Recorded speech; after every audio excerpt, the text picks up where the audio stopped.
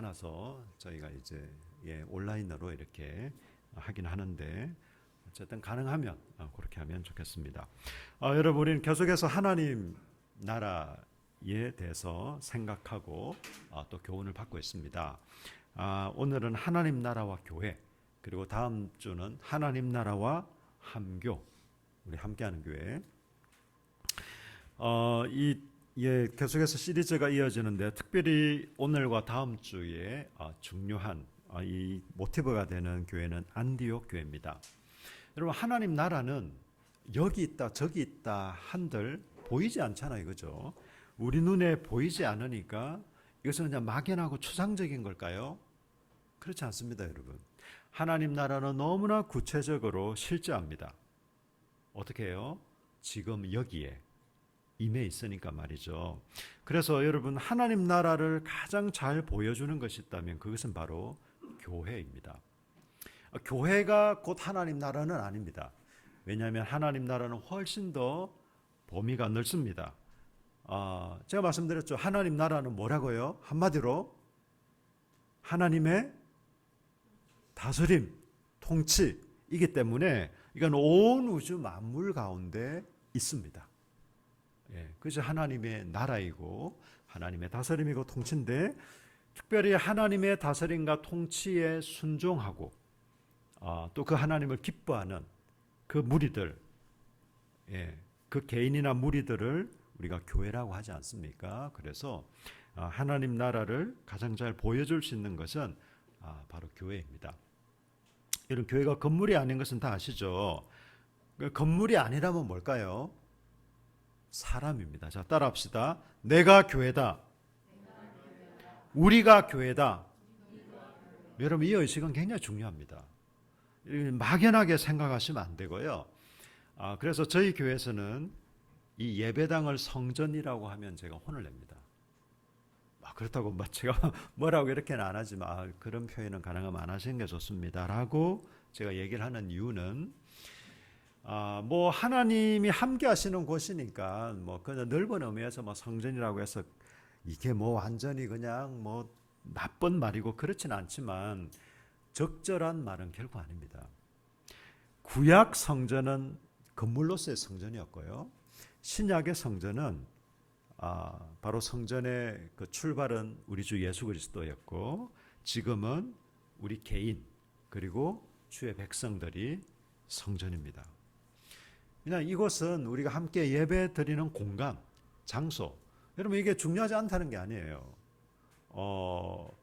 교회당이나 예배당 건축이나 예배당을 우리가 소중히 여기는 게 여러분 결코 소중하지 않다는 말이 아닙니다. 다 필요하고 우리에게 의미도 있고 중요하긴 하겠지만, 그러나 여러분, 단지 그건 우리가 사용하는 공간입니다. 공간. 성전은 저와 여러분 자신입니다. 예수님이 죽으시고 부활하신 이유를 우리는 보통 초대교회라고 하거든요. 그 초대교회 가장 인상적인 교회를 꼽으라고 하면 저는 당연히 안디옥 교회를 뽑겠습니다. 여러분은 어느 교회를 꼽으실까요? 여기에 많은 어떤 신학자들의, 아마 제가 퍼센테이지로 뭐 따질 수는 없지만 대부분이 신약에서 가장 인상적인 교회 하면 안디옥 교회를 꼽을 겁니다. 이건 뭐 거의 이견이 없습니다. 저도 그 어떤 시류에 편성하는 건 아니지만 저는 안디옥 교회를 생각하면 할수록 가슴이 뛰고, 정말 이런 교회가 있었나? 이런 교회도 가능하구나. 여러분, 그래서 뭐 전주 안디옥 교회라든지 이 안디옥 교회를 모티브로 한, 그래서 교회 이름을 짓는 교회들도 많습니다. 여러 군데 있습니다. 저희는 뭐 함께하는 교회지만 정말 이 안디옥 교회는 그런 면에서 아주 특별합니다. 안디옥 교회를 특별하다라고 얘기하는 몇 가지 이유 중에 중요한 것은 이 안디옥 교회가 세계 최초로 이방인들에게 복음을 전했습니다. 그리고 세계 최초로 이방인들로 이루어진 교회였습니다. 그리고 세계 최초로 사도 바울의 그 사도 바울 선교의 전초 기지가 되었던 교회가 바로 이 안디옥 교회입니다. 그 외에도 뭐 여러 가지가 있겠지만 저는 가장 핵심적이고 중요한 거 세 가지를 꼽으라면 이방인들에게 복음을 전하고 최초의 이방인 교회였고 또 사도 바울의 어떤 선교의 전초기지 역할을 감당했던 교회, 이 교회가 바로 안디옥 교회입니다. 여러분, 그런데 이 안디옥 교회가 그렇다면 어떤 배경에서 이 세워진 배경은 어떨까요? 어떤 교회든지 시작은 있습니다. 역사가 오래된 교회든 그렇지 않은 교회든, 그렇죠. 어떤 교회든지 시작은 있겠죠. 근데 여러분, 이 안디옥 교회가 시작되었다라는 것은요, 굉장히 어떤 성경 역사에서도 그렇고 복음의 역사에서도 큰 의미를 갖습니다. 그 당시에는요, 이방인들에게 복음을 전한다는 건 생각을 못했어요. 아니, 이방인들이 구원을 받는다 생각을 못했습니다. 유대인들에게 이방인은 어떤 의미죠? 지옥의 땔감일 뿐입니다. 그리고 그들은 개라고 불렀습니다. 개, 도그. 개. 사실 여러분, 이 애완동물로 개를 굉장히 사랑하면서 욕할 땐 꼭 개를 붙이잖아요. 왜 그런지 모르겠어요. 하여튼 여러분 보세요. 베드로가 환상 중에 하나님께서 환상을 보여주시잖아요. 막 이상한 그 짐승들이 내려오고 베드로가 그것을 막 먹고, 베드로는 그런 환상을 보는 것 자체가 끔찍했습니다. 왜? 아니, 저렇게 부정한 짐승을 내가 먹는다니? 말도 안 된다.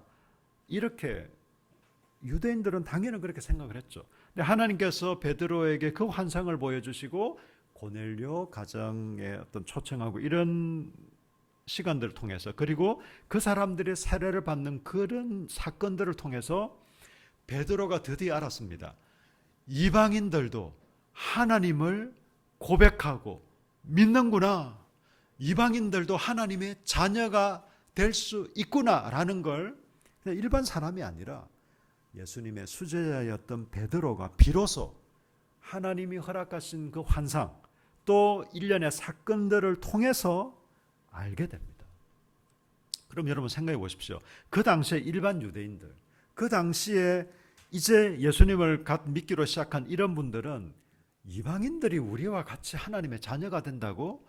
이건 이 사람들의 의식에는 없는 겁니다. 그 시대는 지금하고는 완전히 다르다는 것을 우리가 기억해야겠죠. 여러분, 마치 이것은요, 반상의 법도가 엄격했던 조선시대 때 우리 모두는 평등하다라는 말은 말이 안 되는 거죠. 양반이 여러분 평민과 겸상을 하는 걸 봤습니까? 심지어 양반이 천민하고 겸상을 한다? 있을 수 없는 일입니다. 그건 여러분 불가능한 일이에요. 그건 그 당시의 사고방식, 문화에서는 말이죠. 어쩌면 그것보다 더 심한 일이 이방인들에게도 복음을 전하고 이방인들도 하나님의 언약 백성, 하나님의 자녀가 되는 이런 일이었습니다.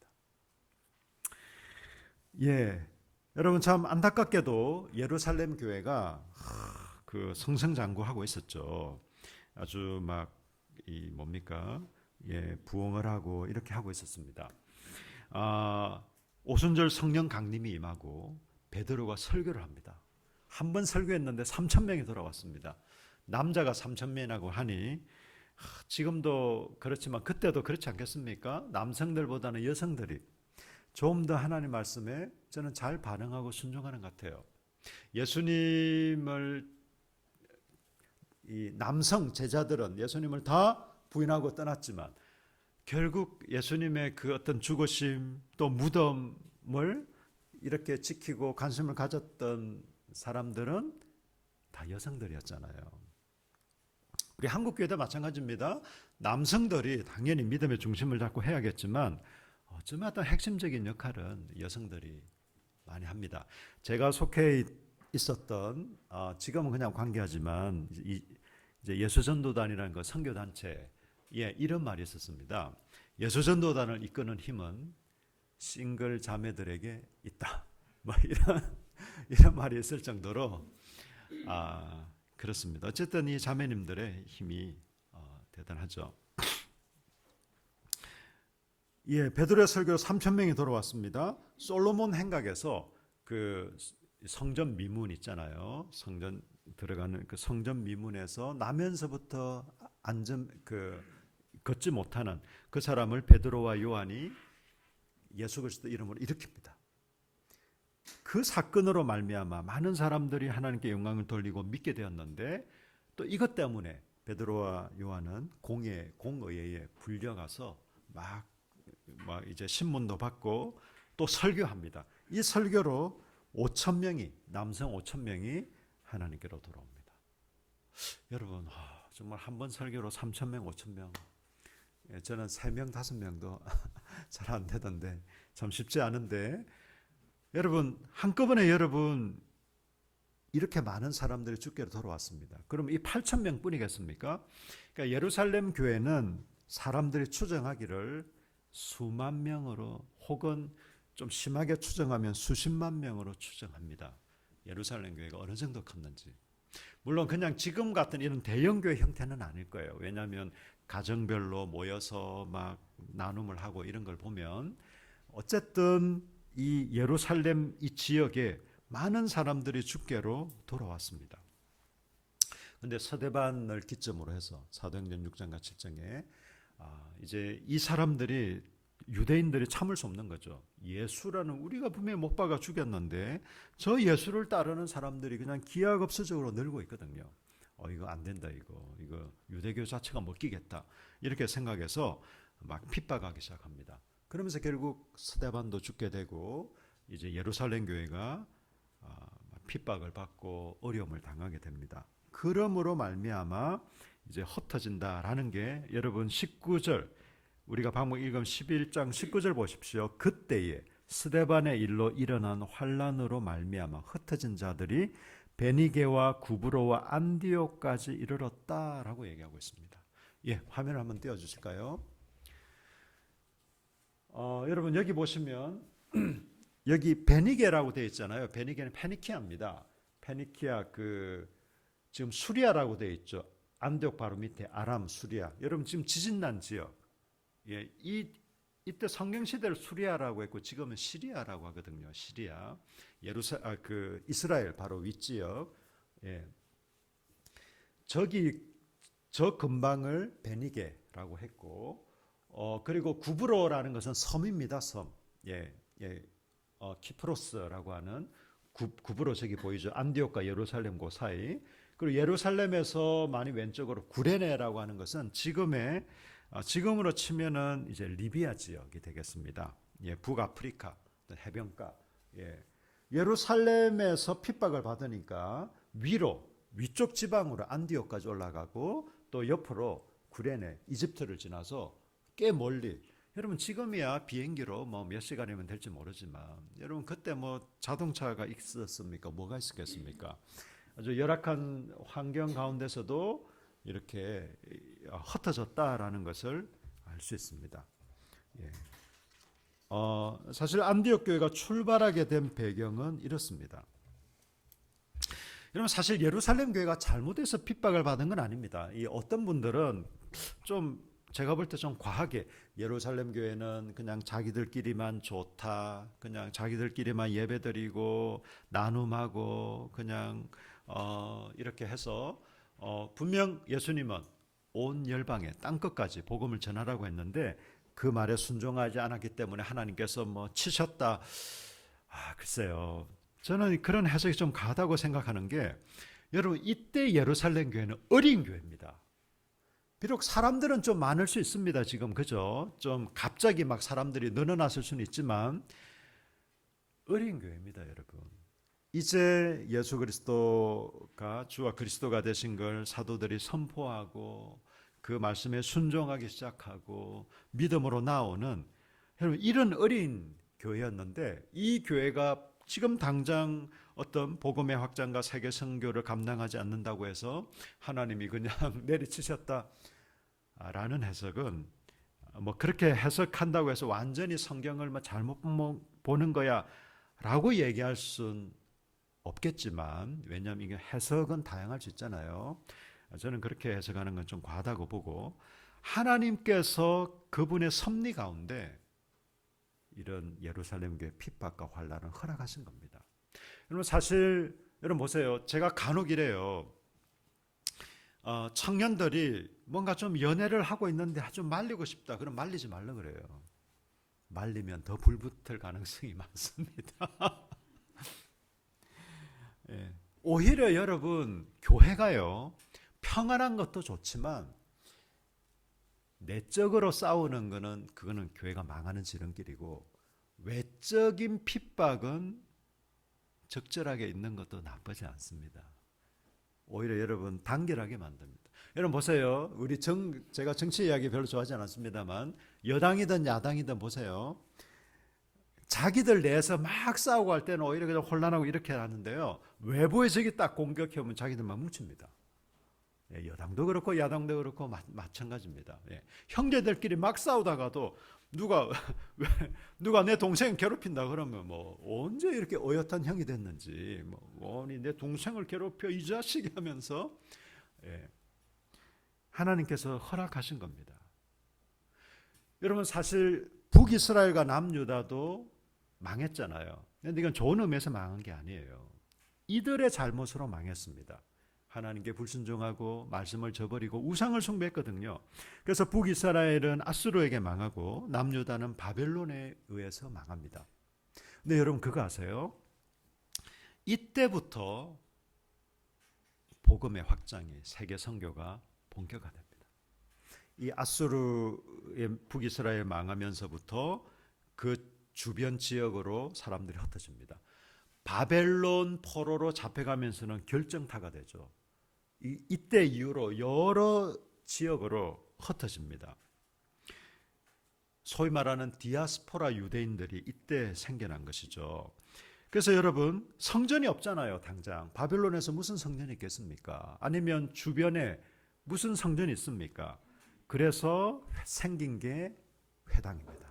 많은 성경학자들은 회당의 출발이 이때 바벨론 포로기였을 것이라고 추정을 합니다. 저도 그렇게 생각되고요. 그래서 여러분 회당을 만들어서 사람들이 여기서 율법도 듣고 하나님도 기억하고 믿음의 유산을 자녀들에게 물려주기도 하고 그것이 계속해서 이어져 오던 게 여러분 사도행전을 읽어보신 분들은 알겠지만 사도 바울이 어느 지역에 가든지 이스라엘 말고요. 터키 지역이든 그리스 지역이든 어느 지역을 가든지 맨 먼저 방문하는 곳이 어디입니까? 회당이었습니다. 물론 회당이 없는 곳은 어쩔 수 없지만 빌립보 같은 경우는 회당이 없어서 이제 기도하러 가는데 막 여인들 만나고 이렇게 하잖아요. 반드시 회당에 먼저 가서 복음을 전하고 말씀을 나누고 이렇게 했습니다. 회당이 그런 면에서 굉장히 중요했죠. 하나님께서 남유다, 북이스라엘이 멸망하는 이런 가운데 오히려 이스라엘은 망했지만 그로 말미암아 복음이 주위에 퍼지게 되고 또 그 이스라엘 사람들의 이런 것을 보고 이방인 개종자들이 나타나기 시작합니다. 오순절 때 여러 지역에서 로마를 포함해서 여러 지역에서 왔잖아요. 이 사람들은 예수를 믿는 사람들이 아니었어요. 이방인 디아스포라 흩어진 유대인들도 있었지만 이방인 개종자들도 포함되어 있었습니다. 그래서 오히려 이때부터 세계 선교가 시작되었다라고 많은 사람들이 얘기를 하기도 합니다. 여러분 저는 요즘 우리 젊은이들이 결혼을 잘 안 하려고 하죠. 사실 환경이 힘들다라고 얘기하고 그 말을 우리가 충분히 공감되기도 합니다. 또 자녀를 갖는 것은 더더욱 꺼립니다. 환경도 어렵다. 또 우리의 삶에도 많이 제약이 된다. 충분히 이해는 되지만 저는 우리 적어도 함께하는 교회 그리고 우리 믿음의 우리 청년들은 저는 결혼도 꼭 하면 좋겠고 자녀도 최소한 셋 이상 많이 낳기를 축복합니다. 아멘. 이거 다 아멘 하셔야 되는데 우리 한 40대 이상이 아멘 하면 또 놀라운 일들이 일어날 수도 있지만 네. 여러분 왜냐면요 자녀를 갖는다는 것은 많은 어려움이 따릅니다. 사실 경제적인 것뿐만 아니라 여러 가지 생활도 그렇고 그렇지만 자녀를 낳지 않으면 생명에 주는 기쁨을 알기는 어렵습니다. 그렇죠? 우리 복음이 전파되고 복음이 나누어질 때 그 놀라운 생명의 역사가 나타납니다. 때로는 여러분 아픔도 있고 때로는 고난도 있고 여러 가지 어려움이 있습니다. 하나님께서 교회적으로나 개교회나 아니면 시대적으로나 이런 어려움들을 허락하시기도 합니다. 사실 예수님은 그렇게 말씀하셨잖아요. 세상이 너희를 미워하는 건 너무나 당연하다. 왜? 나를 미워하기 때문에. 너희를 미워하는 것은 당연한 거야 라고 얘기하셨습니다. 세상이 우리를 미워하는 것은 사실은 당연한 거죠. 그럼 우리가 좀 기쁨으로 받아들일 필요가 있겠죠. 그러면서 복음의 전수가 일어나고 복음의 역사가 나타납니다. 여러분, 이 안디옥 교회 두 번째로 보시면요, 그리스도인이라고 불리워졌습니다. 스데반 순교 이후에 환란이 닥쳐서 성도들이 다 흩어지잖아요. 이렇게 흩어졌는데요, 이 흩어진 사람들이 복음을 전했지 않습니까? 처음에는 유대인에게만 전했어요. 여러분 보세요. 19절에 베니게와 구브로와 안디옥까지 이르러 유대인에게만 말씀을 전하는데, 유대인에게만 말씀을 전했습니다. 그 중에 구브로와 구레네 몇 사람이 안디옥에 이르러 헬라인에게도 복음을 전했습니다. 이때 헬라인이라는 것은 그리스도인이 아니라 그리스 사람, 최초의 이방인 선교. 물론 이제 예루살렘의 그 어떤 이방인 개종자들이 오순절날 예루살렘에 모여들었을 때 베드로의 설교를 듣긴 했지만, 구체적으로 이방인들을 대상으로 이렇게 복음을 전한 것은 이때가 처음이었습니다. 그리고 여러분, 이렇게 해서 믿는 사람들이 생겼을 때 예루살렘 교회가 놀랍게 됩니다. 그러면서 바나바를 파송합니다. 파송을 하는 거죠. 이때 바나바가 그 바울을 이제 데리고 와서 1년 동안 가르쳤다라고 얘기를 하고 있습니다. 여러분 보세요. 25절에 바나바가 사울을 찾으러 다소에 가서 만남에 안디옥에 데리고 와서 둘이 교회에 1년간 모여 있어 큰 무리를 가르쳤고 제자들이 안디옥에서 비로소 그리스도인이라 일컬음을 받게 되었더라. 여러분, 그리스도인의 뜻이 뭘까요?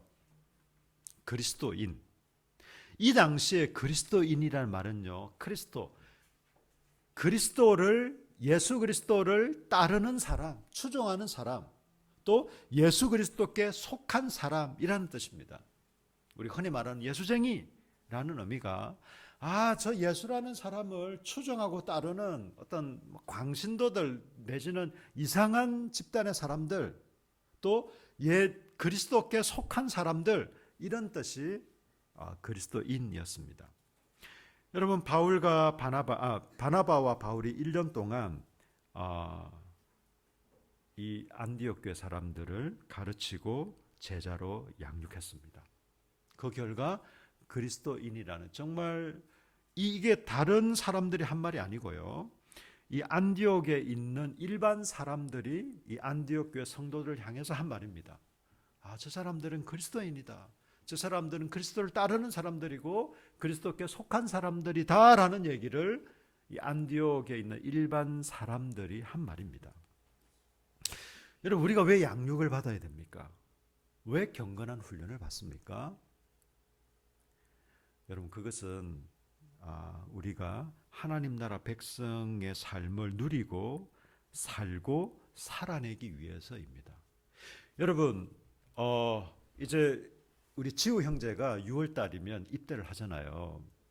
입대를 오늘 오진 않았습니다. 오늘 오진 않았지만, 지우 형제가 입대하는 그 순간 딱 전투력을 갖춘 군인이 될까요? 그렇지 않습니다, 여러분. 여러분, 처음 들어가면 제식 훈련합니다. 앞으로 가, 뒤로 가, 옆으로 가. 제식 훈련부터 경례 훈련, 경례하는 연습, 그리고 사격 훈련, 기타 여러 가지 훈련들을 하겠죠. 그 훈련을 통해서 전쟁이 일어났을 때 싸울 수 있는 군인으로 준비가 되는 겁니다. 그런데 여러분, 총을 쏠 줄 몰라도, 총을 어떻게 잡는지 몰라도 군에 입대하는 순간 지우 형제는 군인이에요. 아주 병장, 나름대로 총도 그냥 그 100발 쏘면 한 98발 이렇게 맞추는 그런 아주 특등 그 사수도 군인이고, 이제 갓 군에 입대한 친구도 군인입니다. 우리가 여러분 예수를 믿는 순간 우리는 그리스도인이에요. 우리가 많이 훈련이 되고 믿음이 성숙하고 인격이 성숙하지 않아도 예수를 믿는 그 순간 바로 우리는 그리스도인입니다. 근데 그것으로 만족하면 안 되겠죠. 그래서 여러분 우리가 양육이 필요한 이유가 여기에 있습니다. 경건의 훈련이 필요한 이유가 여기에 있습니다. 우리를 하나님의 사람으로, 그리스도인으로, 하나님 나라 백성으로 우리를 자라게 하고 성장케 하고 성숙케 하는 게 바로 이 양육이고 훈련입니다. 사실 여러분 이것은 몸에 익을 때까지 하는 거예요. 몸에 익을 때까지. 여러분 군인들이 총 쏘고 하는 거 생각하고 내가 총을 어떻게 들어야 되고 이런 거 생각하고 하면 이미 죽죠. 그냥 반사적으로 그냥 딱 적이 나타났을 때는 쏘고 어떤 행동을 취하고 해야 가능하듯이 우리도 마찬가지입니다. 우리도 경건의 훈련, 영적인 훈련을 받는다는 것은 우리의 일상의 삶이, 우리가 특정한 종교인이 되고자 함이 아니라 일상에서 하나님을 누리고 하나님을 예배하고 또 하나님 주신 복된 삶을 살고 또 살아내는 그런 사람들로 되기 위해서 우리가 양육도 하고 훈련하는 겁니다. 여러분 우리 함께하는 교회는요, 가장 기초적인 양육 단계가 있습니다. 풍성한 삶의 초대, 풍성한 삶의 첫걸음, 풍성한 삶의 기초. 우리 수명행제가 지지난주에 풍성한 삶의 기초 두 번째 13주의 시간을 다 끝냈습니다. 이것만 있는 건 아닙니다. 중간중간에 필요한 어떤 저희는 1대1을 원칙으로 하지만 그룹 양육도 하고 뭐 다양하게 합니다. 이런 그때그때 또 필요한 과정들을 가지고 합니다. 여러분 그런데 여기서 우리가 하나 기억할 게 있습니다. 이런 양육 과정이 너무 유익하고 저는 필요하고 하지만 이것을 기계적으로 마쳤다고 해서 다 우리가 뭐 어떤 사람이 뻥 되어 있는 것은 아닙니다. 여러분 제가 지금까지 얼마나 많은 양육을 해왔겠습니까? 제가 받기도 하고 시키기도 하고 직접 그 현장에서 이런 뭐 1대1이든 그룹이든 다양한 방식으로 양육을 해봤지만 왜 이게 기계적인 과정으로만 되지 않는다는 것은요. 여러분 이 기독교의 본질이 그렇습니다. 하나님의 말씀이 우리 속에 떨어지면요. 우리 속에 심기면 예수님이 씨 뿌린 자 비유 아시죠? 기본적으로 네 가지 반응이 나타나게 되어 있습니다. 하나님의 말씀을 듣는 사람, 하나님의 말씀을 접한 사람은 다양한 반응이 있습니다. 긍정적인 반응이든 부정적인 반응이든. 이 양육도 마찬가지입니다. 왜냐하면 우리는 인격적인 반응과 순종을 통해 이런 결과들이 나타나기 때문에 그렇습니다. 그냥 기계적으로 이 과정을 끝마쳤기 때문에 이게 그냥 우리가 어떤 사람이 되어 있는 게 아닙니다. 인격적인 반응을 하고 순종을 통해서 우리가 성장하고 성숙하게 될 것입니다. 마지막으로 이 안디옥 교회의 개척 멤버가 누구일까요? 자, 여러분, 우리가 방금 읽었던 20절 우리 같이 읽겠습니다. 20절 시작. 그 중에 구브로와 구레네 몇 사람이 안디옥에 이르러 헬라인에게도 말하여 주 예수를 전파하니. 여러분 구브로 섬이지만 좀 큰 섬입니다. 구레네 저기 이집트 지나서 그 북아프리카 해변가 그 지역의 몇 사람인데 보통 이 사람들은 이제 디아스포라 유대인이라고 봅니다. 왜냐하면 여기 예루살렘 교회가 핍박을 받아서 그 사람들이 흩어져서 복음을 전했잖아요. 그래서 이 사람들은 거의가 유대인이었습니다. 그런데 구브로와 구레네에서 태어난, 예를 들면 사도 바울도 다소에서 태어났잖아요. 지금의 터키 지역에서 태어났거든요. 그런 흩어진 유대인들, 뭐 지금으로 말하면 한인 2세들, 뭐 3세들, 뭐 이런 사람들이 많이 있었거든요. 이 구브로와 구레네에서 태어난 유대인들, 아마 그 사람들로 추정을 합니다.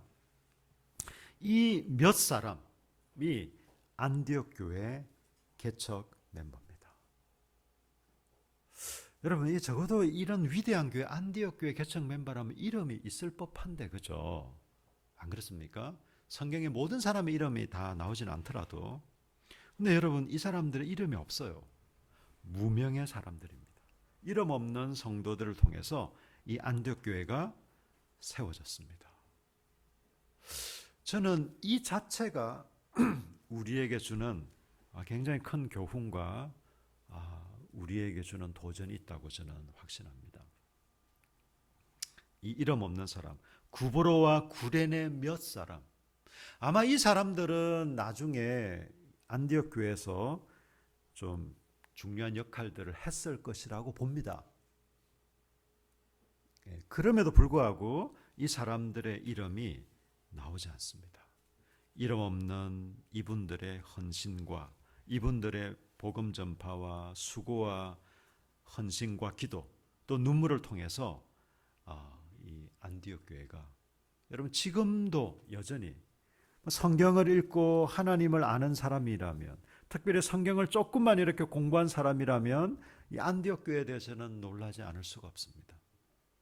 안디옥 교회를 그냥 일반적으로 생각할 수 없는데, 이 안디옥 교회 최초의 개척 멤버들은 이름 없는 성도들이었습니다. 대단한 이력도 사회적인 지위와 명성도 부유함도 중요한 게 아니죠. 중요한 것은 복음을 받아들이고 복음을 전하는 순수한 우리의 믿음과 순종. 여러분, 이것을 통해서 하나님은 일하고 계십니다. 그분의 일하는 방식입니다, 여러분. 우리 함께하는 교회는요, 시작도 미약했지만 다음 달이면 이제 다음 주가 되면 8주년이 됩니다. 8년이 지났으나 여전히 미약합니다. 여러 가지 우리의 모이는 숫자나 재정이나 기타 여러 가지 이런 면에서 미약하지만 그게 우리의 현재 모습이지만, 그러나 저는 여러분 한 사람 한 사람이 함께하는 교회 역사를 써내려가는 주역들입니다. 아멘이십니까? 아멘. 저는 하늘나라, 우리 하나님 나라의 이 생명책에, 이 하나님 나라 역사 기록책에는 우리의 역사가 분명히 기록될 것으로 저는 확신합니다. 그 역사 기록물에는요, 기록될 것이에요. 저와 여러분의 이 몸부림, 저와 여러분의 이 감사, 순종, 헌신, 기도 기록될 것입니다. 여러분, 어떤 사람들, 제가 전도하다 보면 이런 분들을 만나요. 목사님은 돈 많이 버시겠네. 왜요? 헌금 다 목사님 거잖아요. 이렇게 생각하는 일반 사람들이 의외로 많습니다, 여러분. 사실 좀 절의 영향인 것 같기도 하고 좀 그래요. 절은 일부 좀 그렇기도 하거든요. 그래서 교회가 뭔가 좀 성장하고 성숙하게 되고 교회가 아름다운 모습을 갖게 되면 그게 목사의 영광입니까? 저도 포함은 되겠죠. 왜? 저도 여기 한 구성원의 한 사람이니까. 여러분, 예수님이 교회 머리시지 않습니까? 우리는 몸이죠. 여러분, 저는 이게 결코 좋은 말, 이론 아닙니다, 여러분. 실제로 예수님이 우리 공동체 머리시고 우리는 그분의 몸입니다. 저도 몸의 일부입니다. 이런 건 있습니다. 몸 중에서 눈도 있고 손도 있고 발도 있고 몸의 모든 부분을 사도 바울이 우리 교회를 몸으로 설명하는 거거든요. 실제로 우리 교회가 사람 몸이다라는 것이 아니라 사람 몸을 가지고 교회를 설명을 하는 겁니다. 사도 바울의 설명처럼 우리 몸에 요긴하지 않은 부분이 없습니다. 저는 제가 한 몇 달 전에 이가 이가 너무 이게 뭔가 좀 잘못됐는지 제가 밤새 잠을 잘 못 잤어요. 이 하나만 잘못돼도 여러분 우리는 잠을 못 자요, 여러분. 예. 제 아내는 또 며칠 전에 그냥 속이 안 좋았는지 잠을 거의 못 잤습니다. 제가 새벽 한 2시 좀 지나서 잤다고 제가 혼났어요. 너는 왜 쿨쿨 잤냐? 나는 잠 못 잤는데. 그러고도 네가 부부냐? 남편이냐 이 자식아? 라는 말은 안 했지만 속으로 그러지 않았을까? 네. 우리 몸 중에 여러분 소중하지 않은 부분은 하나도 없어요. 다 소중한데 저는 조금 더 우리 몸에 머리도 있고 눈도 있는 것처럼 제가 역할을 하는 관계로 조금 더 이런 중요한 역할일 수는 있습니다. 그렇다고 제가 특별한 사람도 아니고 제가 적어도 정체성과 존귀함에서 여기 계신 어떤 분보다 제가 더 나은 것은 결코 없습니다. 하나님께서도 그렇게 보실 거예요. 우리 한 사람 한 사람, 우리 제일 어린 가온이부터 해서 우리 저기 노 권사님에 이르기까지 한 사람 한 사람이 다 소중한 우리 주 예수 그리스도가 생명을 희생해서 그 대가로 구원할 만한 존귀한 영혼들입니다. 우리는 함께 이루어가는 겁니다. 여러분 우리 함께하는 교회를 말 그대로 이름 그대로 우리가 함께 이루어가고 세워가는 겁니다. 우리가 그냥 역사적으로 대단한 안디옥 교회가 될 필요는 없습니다. 우리는 21세기 대한민국에 함께하는 교회로 존재하면 됩니다. 우리가 안디옥 교회를 통해 배울 건 배우고 이 안디옥 교회를 통해서 너무 참 귀한 모습들을 보고 감동도 받고 우리가 이것을 참고는 하겠으나 우리가 안디옥 교회가 될 필요는 없습니다. 우리는 21세기 한국 사회 그리고 특별히 이곳에 우리 함께하는 교회로서 존재하는 것 자체를 하나님이 가장 기뻐하시지 않을까 저는 그렇게 확신합니다. 마지막으로 에베소서 2장 20절과 22절 말씀을 우리 같이 읽으면서 제가 오늘 말씀을 마무리하겠습니다. 우리 같이 읽겠습니다. 시작. 선지자들의 터 위에 세우심을 입은 자라 그리스도 예수께서 친히 모퉁이 돌이 되셨느니라. 그의 안에서 건물마다 서로 연결하여 주 안에서 성전이 되어가고 너희도 성령 안에서 하나님이 거하실 처소가 되기 위하여 그리스도 예수 안에서 함께 지어져 가느니라. 아멘. 여러분 사도 바울이 우리가 건물은 아니죠. 비유를 한 겁니다. 비유. 우리가 건물이다라고 얘기합니다. 함께 지어져 가는. 이게 곧 성전인 것이고 그리고 22절 하반절에 보니까 우리가 예수 안에서 함께 지어져 간다라고 얘기하고 있습니다. 우리는 함께 지어져 가고 있습니다. 그리고 함께 이 교회를 만들어가고 세워가고 있는 함께하는 교회의 주역들은 바로 하나님이 주인이시지만 이 함께하는 교회를 세워가는 주역들은 저와 여러분입니다. 그리고 여러분과 저입니다. 우리 좀 같이 기도하실까요?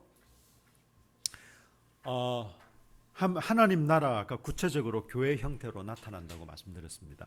오늘은 우리가 안디옥 교회를 살펴보았지만 이 안디옥 교회 설립 배경과 또 그들이 그리스도인이라고 불리게 된 것 그리고 이 안디옥 교회가 어떤 사람들에 의해서 세워졌는지 우리가 잠시 살펴봤는데요.